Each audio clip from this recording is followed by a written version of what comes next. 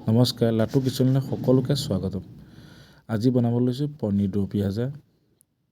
প্ৰথমতে কেৰাহী পাতি তেল 50 গ্ৰামমান দি তাৰপিছত জিৰা, তাৰপিছত পিঁয়াজ আৰু জলকীয়া ভাজিব লাগিব।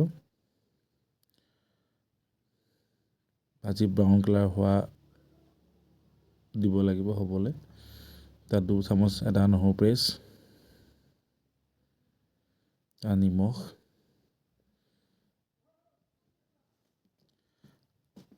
হালধি,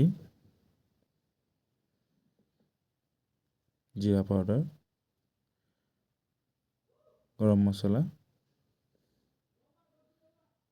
ধনিয়া পাউডাৰ দি বিলাহীটো পেষ্ট কৰি থ'ব লাগিব মিক্সিত মাৰি। অকণমান কাশ্মীৰ মিৰ্চি দিলে কালাৰটো ধুনীয়া হয়, সেইকাৰণে অকণমান কাশ্মীৰ মিৰ্চি।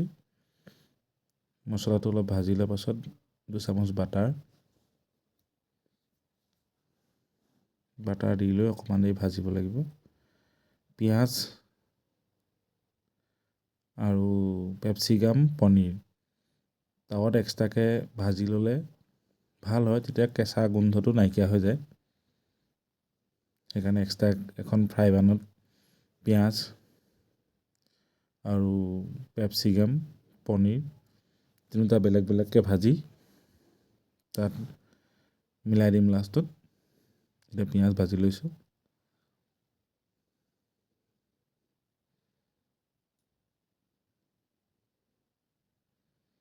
কেপচিকামো তেনেকৈ ভাজি লৈ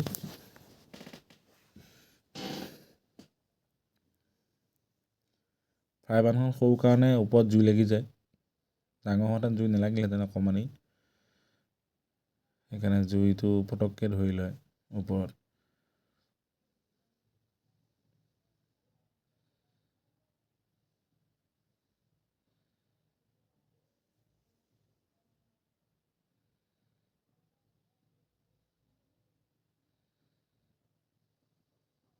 পনীৰো তেনেকৈ ভাজি লৈ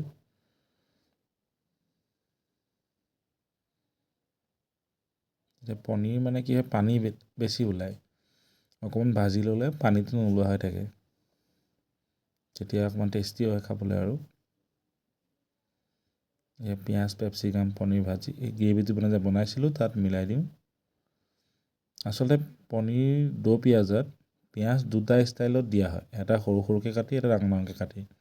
সেইকাৰণে ইয়াৰ নাম পনীৰ দৌ পিয়াজা হ'ল।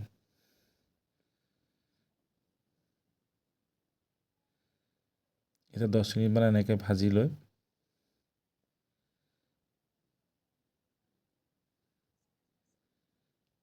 এতিয়া ৰেডি পনীৰ দৌ পিয়াজা। ওপৰত কেইটামান ধনিয়া, বাছ হৈ গ'ল পনীৰ দৌ পিয়াজা। এতিয়া ৰুটিৰ লগত খাবলৈ চবতকৈ ভাল লাগে ইয়াক।